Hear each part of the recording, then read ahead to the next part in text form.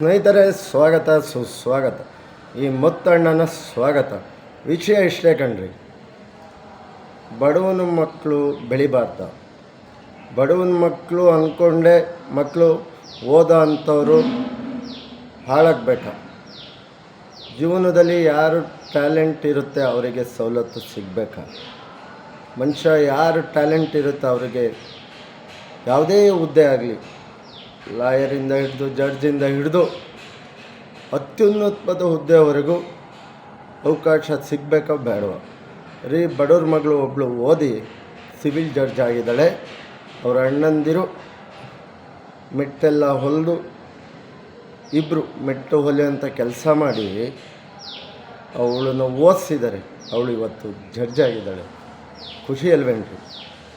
ಇವತ್ತು ಏನಕ್ಕೆ ಈ ವಿಷಯ ಹೇಳ್ತೀನಿ ಅಂದರೆ, ಹೆಣ್ಣು ಮಕ್ಕಳು ಸಾಧನೆಗೆ ನಿಂತರೆ ಅಗಾಧವಾಗಿ ಸಾಧನೆ ಮಾಡಬೇಕು. ಯಾವುದೇ ಅಡೆತಡೆಗಳಿಲ್ಲ. ಓದಬೇಕು. ಅದು ಗೌರ್ಮೆಂಟ್ ಸ್ಕೂಲ್ ಆಗಲೇ ರೀ, ಗೌರ್ಮೆಂಟ್ ಸ್ಕೂಲ್ ಆದರೂ ಅಷ್ಟೇ. ಓದಬೇಕು ಅನ್ನೋ ಇದ್ದರು, ಓದಬೇಕು ಅನ್ನೋ ಛಲ ಇದ್ದರು ಯಾವ ಸ್ಕೂಲಾದರೂ ಸರಿ ಓದ್ತಾರೆ, ಮಾಡ್ತಾರೆ.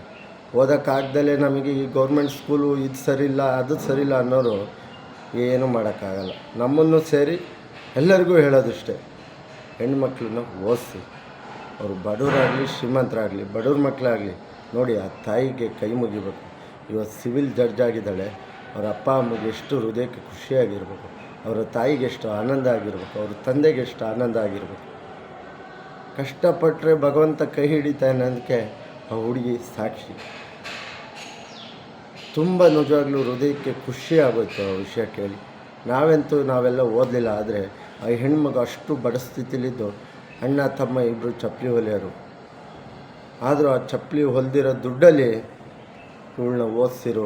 ಆದರೆ ಆ ಹುಡುಗಿ ಆ ಛಲ ಇಟ್ಕೊಂಡು ಓದುತ್ತಲ್ಲ, ಅದೇ ನಿಜವಾದ ತುಂಬ ಅಗಾಧವಾದ ವಿಷಯ.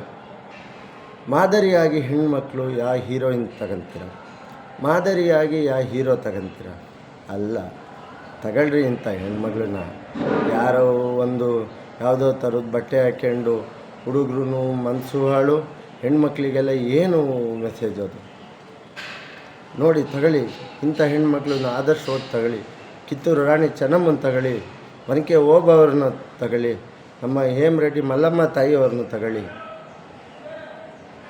ಆದರ್ಶಕ್ಕೆ ಇಂಥ ಹೆಣ್ಮಕ್ಳು ತಗೊಳ್ಳಿ. ಆ ಜಡ್ಜ್ ಆಗಿರೋ ಆ ತಾಯಿಗೆ ನಾನು ಕೈ ಮುಗಿತೀನಿ. ಯಾಕೆಂದ್ರೆ ಅಂಥ ಕಷ್ಟದಲ್ಲೂ ಕಷ್ಟ ನೆನಪಿಟ್ಕೊಂಡು ಓದಿ ಈ ಜಡ್ಜ್ ತನಕ ಬರಬೇಕು ಅಂದರೆ ಸುಮ್ಮನೆ ಸಾಮಾನ್ಯದ ವಿಷಯ ಅಲ್ಲ ಸ್ನೇಹಿತರೆ. ಅದು ಛಲ ಬೇಕು. ಸುಮ್ಮನೆ ಎಲ್ಲರಿಗೂ ಸಾಧ್ಯನೇ ಇಲ್ಲ. ಅಂಥ ಹೆಣ್ಮಕ್ಳು ಪ್ರತಿಯೊಬ್ಬರು ನಮ್ಮ ರಾಜ್ಯದಲ್ಲೂ ಮೂಲೆಯಲ್ಲೂ ಅಂಥ ಹೆಣ್ಮಕ್ಳು ಹುಟ್ಟಬೇಕು. ಪ್ರತಿ ರಾಜ್ಯದಲ್ಲೂ ಅಂಥ ತಂದೆ ತಾಯಿ ಹುಟ್ಟಬೇಕು. ಪ್ರತಿ ಜಿಲ್ಲೆಗಳಲ್ಲೂ ಅಂಥ ಅಣ್ಣ ತಮ್ಮದಿರು ಇರಬೇಕು.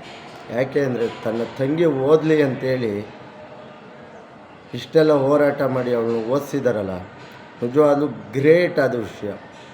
ಯಾಕೆ ಈ ವಿಷಯ ಹೇಳ್ತಾಯಿದ್ದೀನಿ ಅಂದರೆ, ಈಗಿನ ಕಾಲದಲ್ಲಿ ಸ್ವಲ್ಪ ಆಸ್ತಿ ಜಾಸ್ತಿ ಇದ್ದರೂ ಪಾಲಿಗೆ ಬಂದುಬಿಡ್ತಾರೆ. ಬೆಳಿಗ್ಗೆ ಕೋರ್ಟಿಗೆ ಹೋಗ್ಬಿಡ್ತಾರೆ. ಅಯ್ಯೋ ನನಗೆ ಆಸ್ತಿ ಬೇಕು, ಅಯ್ಯೋ ನಂಗೆ ಅದು ಬೇಕು, ಅಯ್ಯೋ ನಂಗೆ ಅಣ್ಣಂದು ಏನೂ ಬೇಡ ಆಸ್ತಿ, ನನಗೇನು ಬೇಡ ಆಸ್ತಿ ಅಂತಾರೆ. ಆದರೆ ಆಸ್ತಿ ತಗೊಂಡು ಸಿದವು ಕೋರ್ಟಲ್ಲಿ ಹೋಗಿ ಸೈನ್ ಮಾಡಿಸಿ ಬಂದಿರ್ತಾರೆ. ಅಂಥ ಕಾಲದಲ್ಲಿ ಆ ಅಣ್ಣ ತಮ್ಮದಿರಿಗೆ ಕೈ ಮುಗಿಬೇಕು ಸ್ನೇಹಿತರೆ. ನಮ್ಮ ಜೀವನನೂ ಯೋಚನೆ ಮಾಡಿದ್ರೆ ನನ್ನ ತಂಗಿ ಚೆನ್ನಾಗಿ ಓದಲಿ ಅಂಥೇಳಿ ಹೋರಾಟ ಮಾಡಿ ಅವಳನ್ನು ಗೆಲ್ಲಿಸಿ ಇವತ್ತು ಜಡ್ಜ್ ಮಾಡಿದಾರಲ್ಲ, ಆ ನನ್ನ ಅಣ್ಣ ತಮ್ಮದಿರಿಗೂ ಸಲಾಮ್, ಕೈ ಮುಗಿತೀನಿ. ಆ ಗುರುರಾಯರು ಅವ್ರಿಗೆ ಒಳ್ಳೇದು ಮಾಡಲಿ, ಆ ಹುಡುಗಿಗಿನ್ನೂ ಒಳ್ಳೇದು ಮಾಡಲಿ. ಎಲ್ಲ ನನ್ನ ಅಕ್ಕ ತಂಗಿಯರು, ಎಲ್ಲ ನನ್ನ ಹೆಣ್ಣುಮಕ್ಕಳು ಬನ್ನಿ ಇಂಥವ್ರನ್ನ ಆದರ್ಶ ತಗೊಳ್ಳಿ. ಯಾವುದೋ ಫಿಲಮ್ ಹೀರೋಯಿರ್ನಲ್ಲ, ಹೀರೋಯಿನ್ಗಳು ಇರ್ತಾರೆ ಆದರ್ಶವಾಗಿ ಬದುಕೋರು.